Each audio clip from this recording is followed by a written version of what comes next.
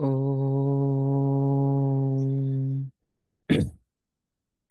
असतो मा सद्गमय तमसो मा ज्योतिर्गमय मृत्योर्मामृतङ्गमय ॐ शान्ति शान्ति শান্তিः। অসৎ থেকে আমাকে সতের দিকে নিয়ে চলো, অন্ধকার থেকে আমাকে আলোর দিকে নিয়ে চলো, মৃত্যু থেকে আমাকে অমৃতের পথে নিয়ে চলো। ওম শান্তি শান্তি শান্তি। ওম স্থাপকায় চ ধর্মস্য सर्वधर्मस्वरूपिणे अवतारवरिष्ठाय रामकृष्णाय ते नमः। जननीं शारदां देवीं रामकृष्णं जगद्गुरुं पादपद्मे तयो श्रित्वा प्रणमामि मुहुर्मुहुः। नमः श्रीयतिराजाय विवेकानन्दसूरये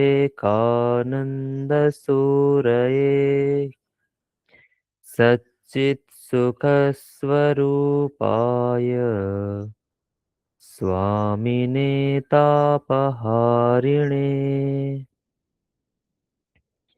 एकदन्तं महाकायं लम्बोदरं गजाननं विघ्ननाशकरं देवं हेरम्बं प्रणमाम्यहम्। जवाकुसुमसङ्काशं काश्यपेयं महाद्युतिं ध्वान्तारिं सर्वपापघ्नं प्रणतोऽस्मि दिवाकरम्। नमः शिवाय शान्ताय कारणत्रयहेतवे निवेदयामि चात्मानं गतिस्त्वं परमेश्वर। भद्रकाल्यै नमो नित्यं सरस्वत्यै नमो नमः। वेदांगवेदांत विद्यास्थानेभ्य एव च। जय जय देवि चराचरसारे कुचयुगशोभितमुक्ताहारे वीणापुस्तकरञ्जितहस्ते भगवति भारती देवी नमस्ते। कृष्णाय वासुदेवाय हरये परमात्मने प्रणतक्लेशनाशाय गोविन्दाय नमो नमः। रामाय रामभद्राय रामचन्द्राय वेधसे रघुनाथाय नाथाय सीतायाः पतये नमः। सर्वमङ्गलमङ्गल्ये शिवे सर्वार्थसाधिके शरण्ये त्र्यम्बके गौरी नारायणि नमोऽस्तु ते। सृष्टिस्थितिविनाशानां शक्तिभूते सनातने गुणाश्रये गुणमयी नारायणि नमोऽस्तु ते। शरणागतदीनार्थ परित्राणपरायणे सर्वस्यार्ति हरे देवी नारायणि नमोऽस्तु ते। गुरुर्ब्रह्मा गुरुर्विष्णुः गुरुर्देवो महेश्वरः गुरुरेव परं ब्रह्म तस्मै श्रीगुरवे नमः। अखण्डमण्डलाकारं व्याप्तं येन चराचरम् तत्पदं दर्शितं येन तस्मै श्रीगुरवे नमः। ॐ सर्वे भवन्तु सुखिनः सर्वे सन्तु निरामयाः सर्वे भद्राणि पश्यन्तु मा कश्चित् दुःखभाग् भवेत्। ॐ शान्ति शान्ति शान्तिः। हरिः ओम् तत्सत्।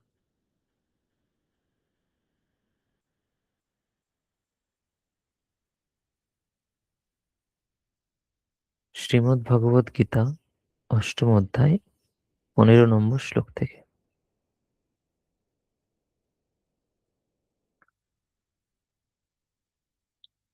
वसुदेवसुतं देवं कंसचाणूरमर्दनम् देवकी परमानन्दम् कृष्णं वन्दे जगद्गुरुम्।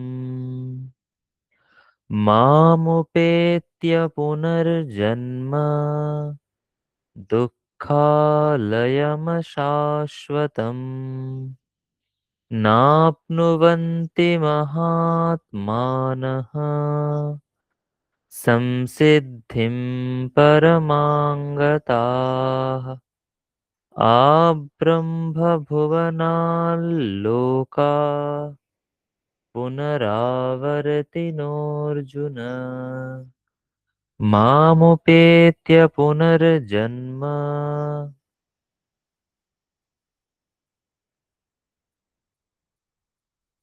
मामुपेत्य तु कौन्तेय पुनर्जन्म न विद्यते। सहस्रयुगपर्यन्तम् अहर्यद्ब्रह्मणो विदुः रात्रिं युगसहस्रान्ताम् देहोरात्रविदो जनाः। अव्यक्ताद्व्यक्तयः सर्वा प्रभवन्त्यः रागमे रात्र्यागमे प्रलीयन्ते तत्रैवाव्यक्तसंज्ञके भूतग्रामः स एवायं भूत्वा भूत्वा प्रलीयते रात्र्यागमे वशः पार्थ प्रभवत्यः रागमे परस्तस्मात् तु भावोऽन्यो व्यक्तो व्यक्तात् सनातनः यस्य सर्वेषु भूतेषु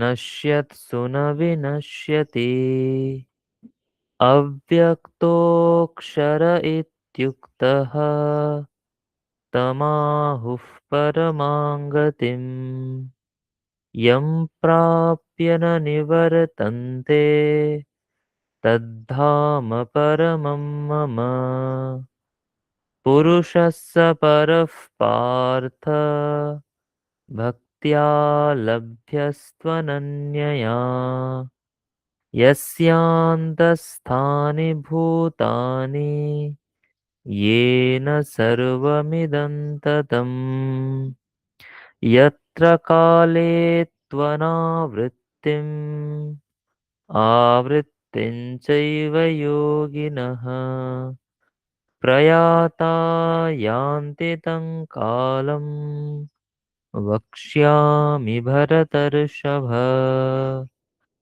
अग्निर्ज्योतिरः शुक्लः षण्मासा उत्तरायणम् तत्र प्रयाता गच्छन्ति ब्रह्म ब्रह्मविदो जनाः धूमो रात्रिस्तथा कृष्णः षण्मासा दक्षिणायनम् तत्र चान्द्रमसञ्ज्योतिः योगी प्राप्य निवर्तते शुक्लकृष्णे गति येते जगतः शाश्वते मते एकया यात्यनावृत्तिम् अन्यया वर्तते पुनः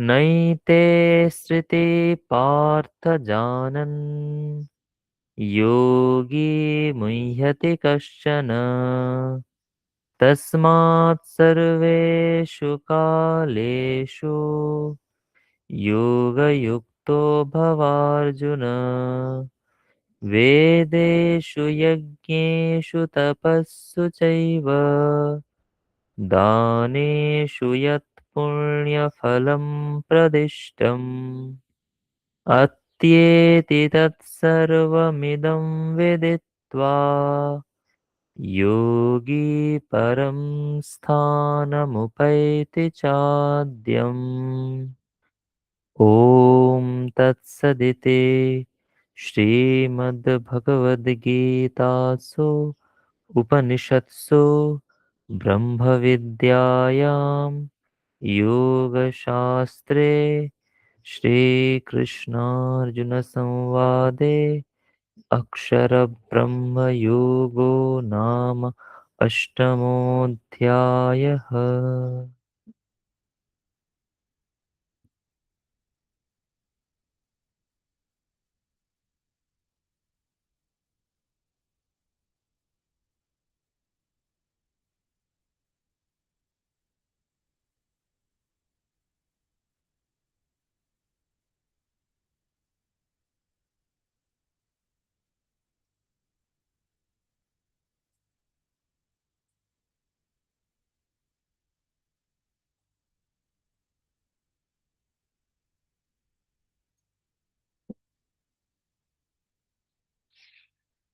আজকের মনন শ্রীমদ্ ভগবদ গীতা সপ্তম অধ্যায় ৬ নম্বর শ্লোক।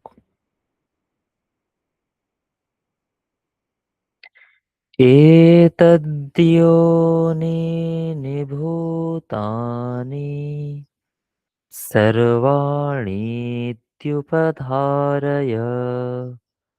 अहं कृत्स्नस्य जगतः प्रभवः प्रलयस्तथा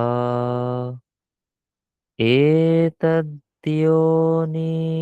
भूतानि सर्वाणीत्युपधारय अहं कृत्स्नस्य जगतः प्रभवः प्रलयस्तथा। হে অর্জুন, সর্বভূত জড় ও চেতন এই উভয় প্রকৃতি হতেই উৎপন্ন বলে জানবে এবং আমি সমস্ত জগতের উৎপত্তি এবং প্রলয় রূপ অর্থাৎ সমগ্র জগতের মূল কারণ। আমরা এর আগে দেখেছি ভগবান বলছেন যে আমার দুই প্রকৃতি আছে, একটি হলো পরা প্রকৃতি আর একটি হলো অপরা প্রকৃতি। অপরা প্রকৃতি হচ্ছে এই ভূমিরাপঃ অনলঃ বায়ুঃ অর্থাৎ পঞ্চ মহাভূত, অর্থাৎ পঞ্চ তন্মাত্র, এবং মন বুদ্ধি অহংকার, এই আটটি হলো অপরা প্রকৃতি। আর পরা প্রকৃতি হচ্ছে জীব, জীবভূতাম মহাবাহো যয়েদম ধার্যতে জগৎ, অর্থাৎ জীব চৈতন্য, যে এই জগৎকে ধারণ করে আছে, জগতের মধ্যে, সকলের মধ্যে প্রবিষ্ট হয়ে আছেন। এই শ্লোকে ভগবান বলছেন এই পরা এবং অপরা দুই প্রকৃতি থেকেই সমস্ত কিছু উৎপন্ন হয়েছে। ভগবান বলছেন এতদ যোনিনি ভূতানি সর্বাণি, এতদ যোনিনি, অর্থাৎ এই যে আমি পরা এবং অপরা প্রকৃতির কথা বললাম, এখান থেকেই সমস্ত প্রকৃতি সৃষ্টি হয়েছে। সমস্ত প্রকৃতি মানে সমস্ত ভূত সৃষ্টি হয়েছে এই দুই প্রকৃতি থেকে। ভূত শব্দের অর্থ সংস্কৃতে প্রাণী হয়, আবার ভূত শব্দের অর্থ পঞ্চ মহাভূত, সেটাও হয়। তাহলে এখানে আমরা দুটো অর্থে ধরতে পারি, ওই জন্য এখানে লেখা হয়েছে জড় এবং চেতন। জড় বলতে এই পঞ্চ মহাভূতই তো জড়, যেটা পৃথিবী, জল, তেজ, বায়ু, আকাশ, এই পঞ্চ মহাভূত, এই নিয়েই আমাদের জগৎ। আর আর এক ভূত ভূত বলতে হয় জীব, অর্থাৎ সমস্ত পশু পাখি কীট পতঙ্গ প্রাণীরা, তার মধ্যে মানুষও পড়ছে। এই সমস্ত কিছু এই দুই প্রকৃতি থেকেই উৎপন্ন হয়েছে বলে ভগবান বলছেন। এবং ভগবান কি? অহম কৃৎস্নস্য জগতঃ প্রভবঃ প্রলয়স্তথা, আমি হলাম সমস্ত জগতের উৎপত্তির কারণ এবং প্রলয়ের কারণ। অর্থাৎ আমার থেকেই এই জগতের উৎপত্তি হয়েছে এবং বিনাশ হবে বা বিনাশ হয়। অর্থাৎ এটা বুঝতে হবে যে ভগবান এই প্রকৃতির দ্বারা এই জগতের উৎপত্তি করেন। কারণ এই আগের বলছেন যে এতদ যোনিনি ভূতানি, অর্থাৎ এখান থেকেই সমস্ত ভূত উৎপন্ন হয়েছে, অর্থাৎ এই দুই প্রকৃতি থেকে। আবার বলছেন আমি সকলের উৎপত্তি স্থল, আমি বিনাশ স্থল। তার মানে ভগবান প্রকৃতি দিয়ে, পরা এবং অপরা এই দুই প্রকৃতির মাধ্যমে এই জগতের সৃষ্টি করেন, আবার বিনাশ করেন। এই জন্যই তাকে ভগবান বা ঈশ্বর বলা হয়। ব্রহ্মসূত্রে আছে, উম, যখন প্রথম সূত্রে অথাতো ব্রহ্ম জিজ্ঞাসা, ব্রহ্ম সম্পর্কে জিজ্ঞাসা করা হচ্ছে, তা ব্রহ্ম কেমন, ব্রহ্মের লক্ষণ বলা হচ্ছে জন্মাদ্যস্য যতঃ, ব্রহ্মসূত্রে দ্বিতীয় সূত্র। জন্মাদ্যস্য মানে যেখান থেকে জন্ম স্থিতি লয় এই জগতের হয়, তিনি হলেন ব্রহ্ম। তাহলে আমরা এই জগৎ দেখতে পাচ্ছি, এই জগৎ কোথা থেকে এসেছে? বা জগতের নিশ্চয়ই উৎপত্তি আছে, কোনো এক সময় জগৎ উৎপন্ন হয়েছে, এবং উৎপন্ন হয়েছে মানেই সেই জগৎ কোনো না কোনো একদিন নষ্ট হবে, বিনাশ হবে। তাহলে এই জগতের উৎপত্তি এবং বিনাশ যেখান থেকে হয়েছে বা যার জন্য হয়েছে, যিনি এই জগতের উৎপত্তির কারণ এবং বিনাশের কারণ, এবং বর্তমানেও যিনি জগৎকে ধারণ করে আছেন, অর্থাৎ স্থিতির কারণ, তিনি হলেন ব্রহ্ম। অর্থাৎ তিনি সগুণ ব্রহ্ম বা ঈশ্বর, তিনি নির্গুণ ব্রহ্ম নয়। নির্গুণ ব্রহ্ম থেকে জগতের উৎপত্তি হয় না। ভগবান এখানে সেই কথাই যেন বলছেন যে আমার থেকে এই জগতের উৎপত্তি হয়েছে এবং আমাতেই জগৎ কোনো না কোনো সময় প্রলয় হবে, এবং আমি এই দুই প্রকৃতির দ্বারা এই সমস্ত কিছু জগতে যা চেতন এবং অচেতন আছে সমস্ত কিছু সৃষ্টি করি। ঈশ্বরের লক্ষণ করতে গিয়ে এই ঈশ্বর বা ব্রহ্ম তার লক্ষণ করতে গিয়ে ভগবান এখানে যেন সেই আমি সমস্ত কিছু করি, জগতের উৎপত্তি স্থিতি লয়, অর্থাৎ এটি যেন ঈশ্বরের একটা লক্ষণই যেন বোঝানো হচ্ছে।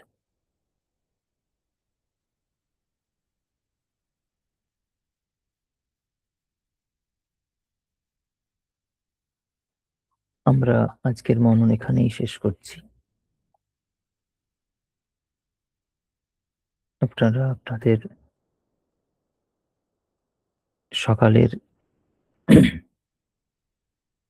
যে প্রাত্যহিক কর্ম, জপ, ধ্যান, পূজা পাঠ প্রভৃতির মাধ্যমে একটি সুন্দর নতুন দিন শুরু করুন। সকলে ভালো থাকবেন, সুস্থ থাকবেন। সকলকে সুপ্রভাত।